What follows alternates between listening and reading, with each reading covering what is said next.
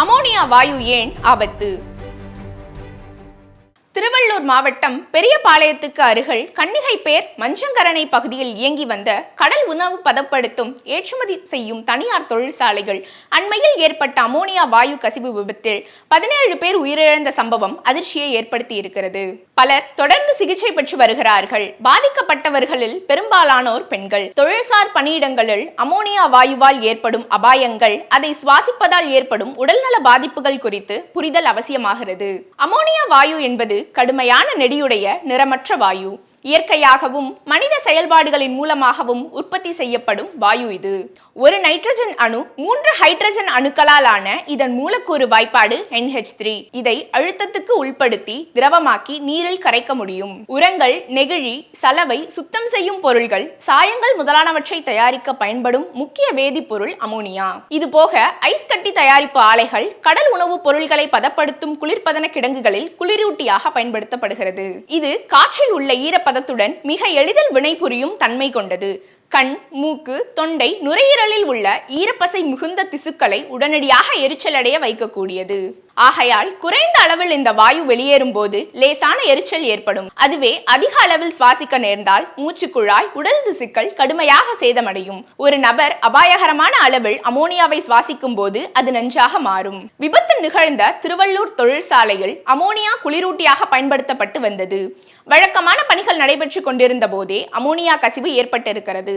வாயு தொட்டியில் ஏற்பட்ட கசிவின் காரணமாக அங்கிருந்த தொழிலாளர்கள் அதை சுவாசிக்க நேரிட்டது. பொதுவாக உடலில் உள்ள அமோனியா கல்லீரலால் யூரியாவாக விரைவாக மாற்றப்படும். பின்னர் சிறுநீரகங்களால் வெளியேற்றப்படும்.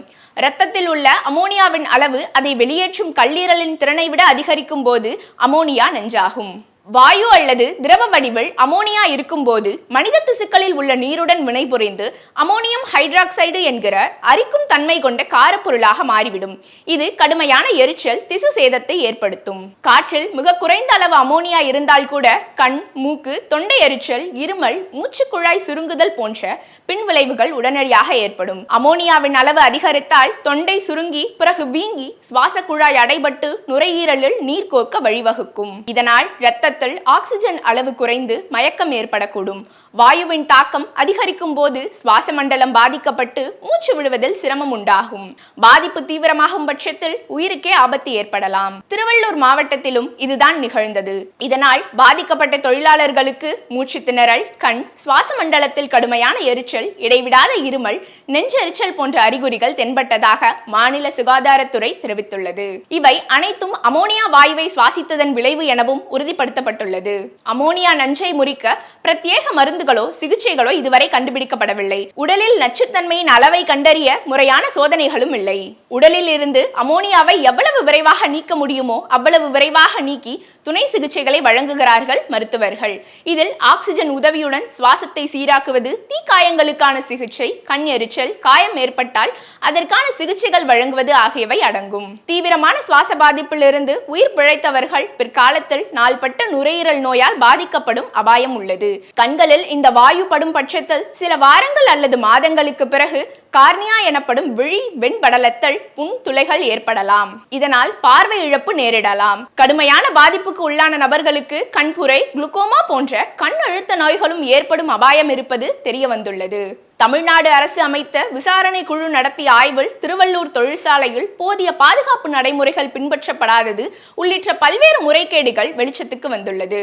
முதலாவதாக, தொழிற்சாலையின் அவசரகால எச்சரிக்கை அமைப்புகள் செயலிழந்ததால் தான் நச்சுவாயு பரவத் தொடங்கிய தகவல் அறிந்து தொழிலாளர்களால் வெளியேற முடியவில்லை. பதப்படுத்தும் பிரிவுகளில் போதிய காற்றோட்ட வசதி இல்லாததால் நச்சுவாயு வெளியேற முடியாமல் போக குறுகிய நேரத்தில் அங்கிருந்த பலருக்கு வாயு பாதிப்பு வேகமாக ஏற்பட்டிருக்கிறது. இதுபோக அபாயகரமான தொழிற்சாலை பணிகளுக்கு தேவையான முறையான தனிநபர் பாதுகாப்பு கருவிகளோ சுவாச கருவிகளோ தொழிலாளர்களுக்கு வழங்கப்படவில்லை. எல்லாவற்றையும் விட அங்கு பணிபுரிந்த புலம்பெயர் தொழிலாளர்கள் வளாகத்துக்குள்ளேயே சுகாதாரமற்ற இட நெருக்கடி மிகுந்த அறைகளில் தங்க வைக்கப்பட்டுள்ளது தெரிய வந்துள்ளது. சட்டவிரோதமாக 18 வயதுக்கு குறைவான வடமாநில குழந்தை தொழிலாளர்கள் பலர் அங்கு பணியமர்த்தப்பட்டிருந்ததும் கண்டறியப்பட்டுள்ளது. தமிழ்நாடு மாசு கட்டுப்பாட்டு வாரியம் உள்ளிட்ட மூவர் குழு இந்த தொழிற்சாலையை நிரந்தரமாக மூட அரசுக்கு பரிந்துரை செய்துள்ளது. எதிர்காலத்தில் இதுபோன்ற மோசமான விபத்துகளும் விதிமீறல்களும் ஏற்படுவதை தடுக்க தொழிற்சாலைகளுக்கு அனுமதி வழங்கும் விதிகளில் புதிய கடுமையான பிரிவுகளை இணைக்க வேண்டும் என மாசு கட்டுப்பாட்டு வாரியம் வலியுறுத்தியுள்ளது.